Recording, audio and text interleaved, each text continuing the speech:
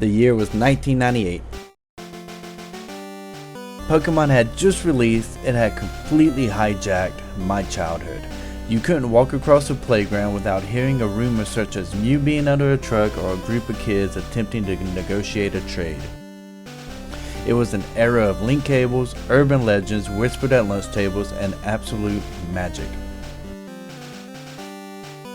What's up everyone, my name's Jake. Today I want to take a massive trip down memory lane to talk about that golden era of the 90s and how against all odds that exact same feeling is alive and well today.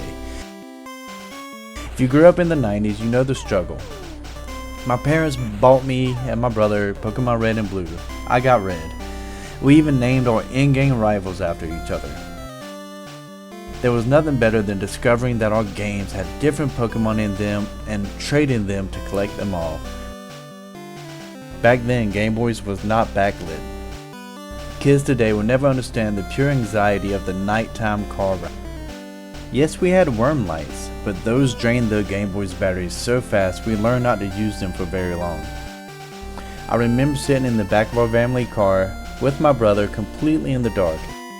If you wanted to play Pokemon in the car after the sun went down, you were entirely at the mercy of the street lights outside. I would literally have my thumb hovering over the A button, waiting for a car to pass under the street lamp so I could get 2 seconds of light and see if my attack landed, or if I needed to use a potion. It was agonizing, it was perfect. But the games was only half the obsession. The cars had an allure of their own. I got my first cars because a neighbor kid was rubbing his collection in my face. His mom caught wind of it, marched him over, and forced him to hand a few over to me. Shout out to that mom, because she started an absolute snowball effect in my life. But not every adult was a fan. So Pokemon is a game that teaches children how to enter into the world of witchcraft, how to cast spells, how to use psychic phenomena, how to put to work supernatural powers against their enemies, how to fantasy role play. Pokemon world is a world of the demonic, of the satanic. I have this distinct memory from Sunday school. The teachers actually handed out Pokemon cards to us all. I got a Snorlax. We were so hyped, and then as class was going on, they told us we had to rip them up because Pokemon was the devil. Looking back, it's hilarious to think that a sleepy Snorlax was causing a moral panic, but that was just the reality of 1998. And if you survived the Satanic Panic, you eventually made it to Pokemon the first movie. Waiting in line at the theater, getting your hands on that exclusive Ancient Mew card. I still keep mine tucked away in a binder. Back then, pulling that out at the lunch table made you an absolute legend.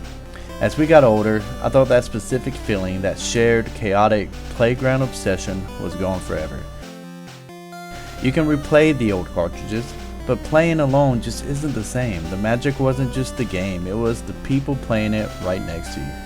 That's why finding PokeMMO felt less like playing a new game and more like coming home. It didn't just modernize the mechanics, it resurrected the playground.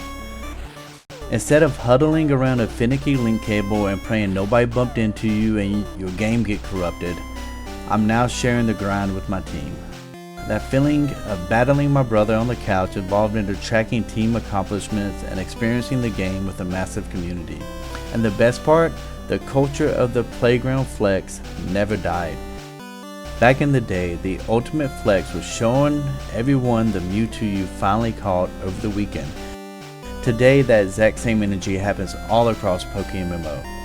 When you grind out a grueling shiny hunt and you finally get to stand in the middle of a crowded channel with that rare, sparkling Pokemon following right behind you, it's the exact same feeling. People walk by, they stop, they inspect your team, they drop a message in chat. The playground just got infinitely bigger. It's crazy to think that a world I explored by the light of a passing street lamp almost 30 years ago is the exact same world I am still losing myself in today. The hardware changed, but the spirit didn't. If you guys have any wild 90s Pokemon memories, drop them in the comments below. I love reading those. Make sure to hit that like button, subscribe for more PokeMMO content, and if you want to hang out live, check out the Twitch link in the description. I'll catch you guys next time. Peace.